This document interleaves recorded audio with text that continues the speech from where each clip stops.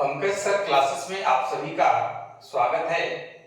हम लोग केमिस्ट्री के पहला चैप्टर रासायनिक अभिक्रियाएं और समीकरण चैप्टर पढ़ रहे हैं। इस चैप्टर का आज 7वां क्लास है। पिछले 6 क्लास के वीडियो को देखने के लिए डिस्क्रिप्शन में लिंक शेयर किया गया है, आप वहां से देख सकते हैं। आइए आज हम लोग बहुत ही शानदार और इम्पॉर्टेंट टॉपिक पढ़ेंगे। विभिन्न प्रकार के रासायनिक अभिक्रियाओं का अध्ययन हम लोग बारी बारी से करेंगे। आपके सिलेबस में 9 प्रकार के रासायनिक अभिक्रियाओं का अध्ययन करना है।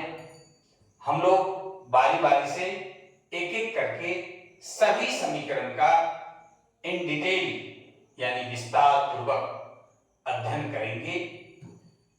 आप वीडियो के अंत तक बने रहें, आपको बिल्कुल ही आसान लगेगा।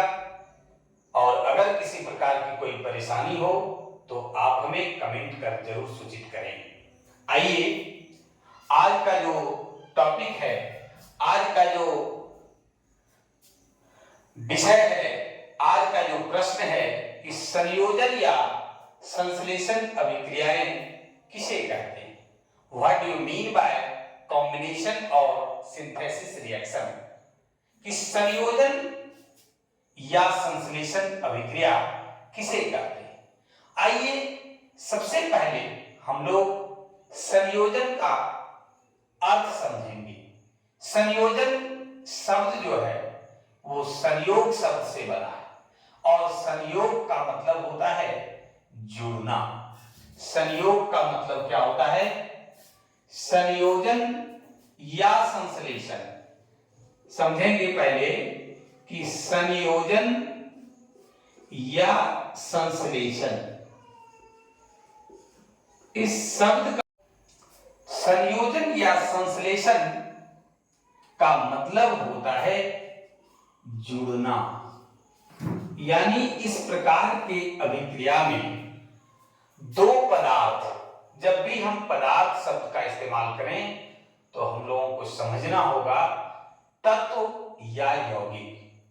दो या दो से अधिक तत्व या यौगिक जुड़ करके एक नए पदार्थ का निर्माण करता है और नए पदार्थ का जो गुण होता है वो इन सब पदार्थों से बिल्कुल भिन्न होता है। आइए वही चीज हमने लिखा, आप ध्यान पूर्वक समझेंगे। एक भी शब्द के विषय में हम छोड़ेंगे नहीं, आप उस पर बिल्कुल ध्यान देंगे कि संयोजन या संश्लेषण अभिक्रिया वह अभिक्रिया है जिसमें दो या दो से अधिक पदार्थ परस्पर संयोग करके, परस्पर जुड़ करके एक नए पदार्थ का निर्माण करते हैं और नए पदार्थ के गुण मूल पदार्थ के गुण से बिल्कुल क्या होता है? भिन्न होता है। आइए उदाहरण के माध्यम से इसको और समझते हैं। एक बार फिर से देखिए, संयोजन या संश्लेषण अभिक्रिया वह अभिक्रिया है जिसमें दो या दो से अधिक पदार्थ परस्पर संयोग करके एक नए पदार्थ का निर्माण करते हैं। नए पदार्थ के गुण मूल पदार्थ के गुण से बिल्कुल भिन्न होते हैं।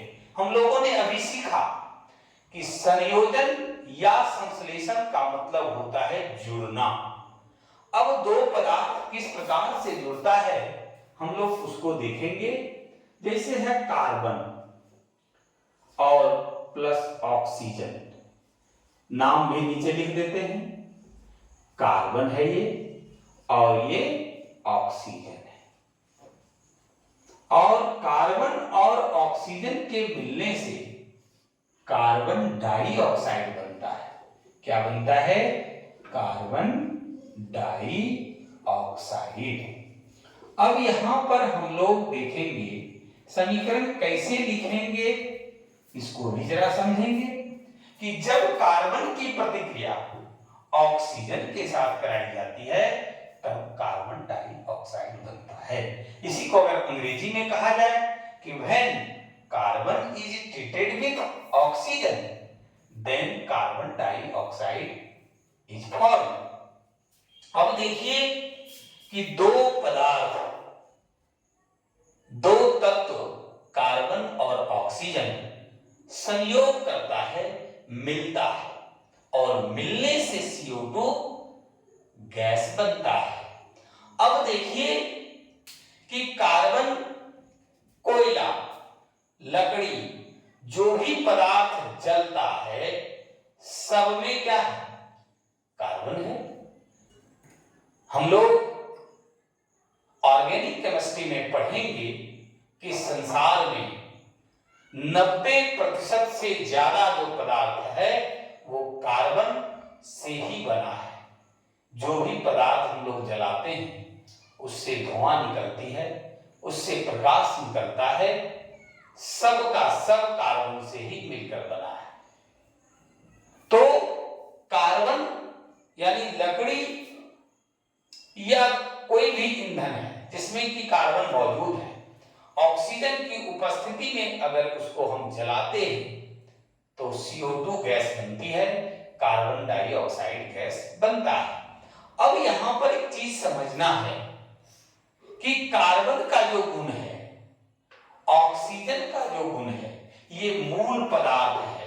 ध्यान दीजिएगा, हमने क्या कहा कि नए पदार्थ के गुण मूल पदार्थ के गुण से बिल्कुल भिन्न होते हैं और ये कार्बन डाइऑक्साइड गैस है। ये आपका ठोस है, ये गैस है और ये भी गैस है। यहां तक बात नहीं आया बिल्कुल भिन्न का। कार्बन जैसे लकड़ी है और ऑक्सीजन की उपस्थिति में वो जलता है और जलने के बाद क्या बनता है? कार्बन डाइऑक्साइड गैस बनता है। अब है कि कार्बन डाइऑक्साइड का गुण किस प्रकार से भिन्न है ऑक्सीजन से, जरा उस पर चर्चा करेंगे। कोई दिया या मोमबत्ती हम जलाते हैं, ऑक्सीजन की उपस्थिति में जलता है। जैसे ही CO2 वहां पे चारों तरफ हो जाएगा, यानी ऑक्सीजन समाप्त हो जाएगा, तो CO2 उसको क्या करेगा? बुझा देगा। कहने का मतलब हुआ कि कार्बन और ऑक्सीजन जो इसका मूल पदार्थ है, उससे जो नए पदार्थ बनते हैं CO2, कार्बन डाइऑक्साइड, बिल्कुल कार्बन और ऑक्सीजन से CO2 का गुण बिल्कुल ही भिन्न होता है। अब आइए अगला एक उदाहरण देखते हैं। 2Mg प्लस O2, ये हो गया मैग्नीशियम। ध्यान पूर्वक समझेंगे, एक भी डाउट नहीं रहना चाहिए। ये ऑक्सीजन है। अब देखिए कि मैग्नीशियम और ऑक्सीजन के मिलने से 2MgO बनता है, यानी मैग्नीशियम ऑक्साइड बनता है। अब यहां भी देखिए, दो पदार्थ, दो तत्व आपस में मिलता है और मैग्नीशियम ऑक्साइड बनता है। मैग्नीशियम का गुण ऑक्सीजन का गुण से बिल्कुल, मैग्नीशियम ऑक्साइड का गुण जो होता है वो बिल्कुल अलग होता है। एक और उदाहरण देखेंगे कि Fe प्लस S, ये आयरन है जिसको लोहा भी बोलते हैं। ये सल्फर है, बनता है क्या? FeS, आयरन सल्फाइड, या इसको फेरस सल्फाइड भी कहते हैं। क्या कहते हैं? फेरस सल्फाइड भी कहते हैं।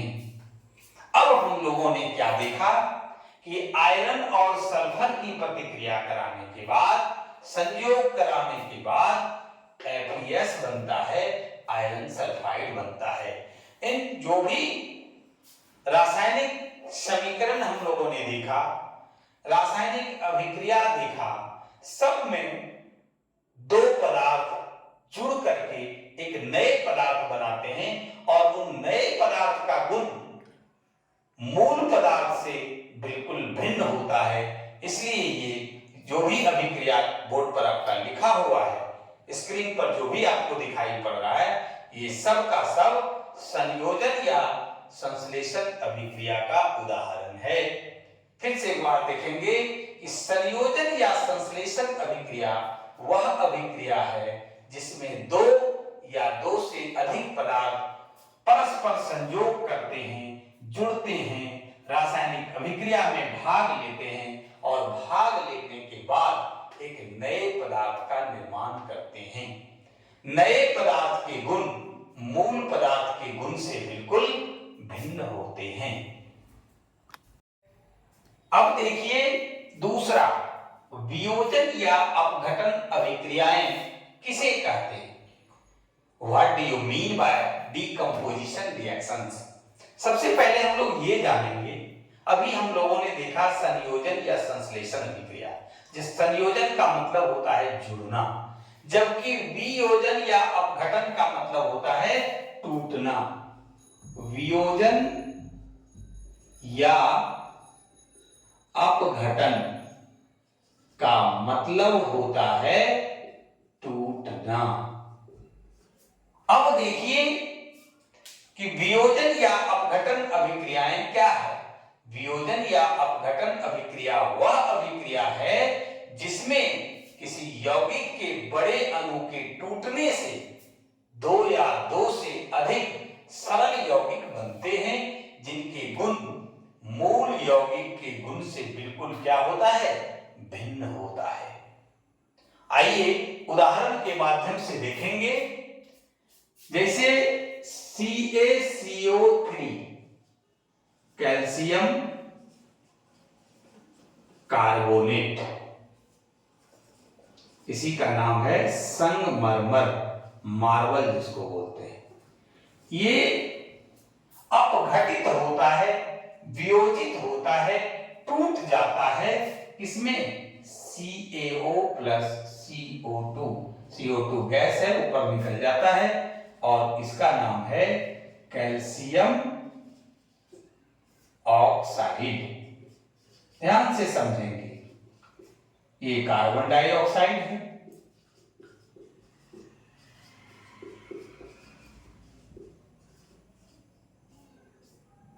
अब देखिए कि यहां एक यौगिक के बड़े अणु यानी कैल्शियम कार्बोनेट टूटता है, अपघटित होता है, वियोजित होता है, वियोजित होकर के कैल्शियम ऑक्साइड और कार्बन डाइऑक्साइड में बदल जाता है। यहां पर भी कैल्शियम कार्बोनेट का गुण से बिल्कुल कैल्शियम ऑक्साइड और कार्बन डाइऑक्साइड का गुण भिन्न होता है। इसलिए ये एक वियोजन या अपघटन अभिक्रिया है।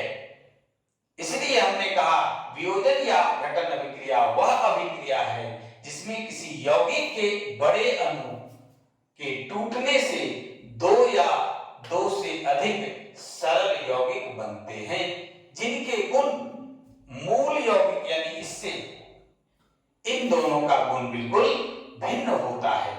और एक उदाहरण देखेंगे हम लोग कि 2KClO3 पोटेशियम क्लोरेट बनता है 2KCl प्लस 3O2, ये ऑक्सीजन है, इसका नाम है पोटेशियम क्लोरेट। पोटेशियम क्लोरेट के टूटने से पोटेशियम क्लोराइड और ऑक्सीजन गैस मुक्त होता है।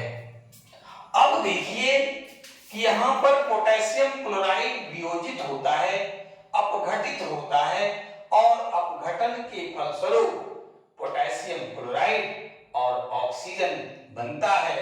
पोटेशियम क्लोराइड और ऑक्सीजन का गुण पोटेशियम क्लोरेट से बिल्कुल क्या होता है, भिन्न होता है। आज के क्लास में हम लोगों ने वियोजन अभिक्रिया पढ़ा, दूसरा संयोजन अभिक्रिया पढ़ा। अगर आपको वीडियो अच्छा लगे तो आप लाइक और शेयर जरूर करें। जो लोग चैनल को अभी तक सब्सक्राइब नहीं किए हैं जरूर करें। आज की क्लास में बस इतना ही। धन्यवाद।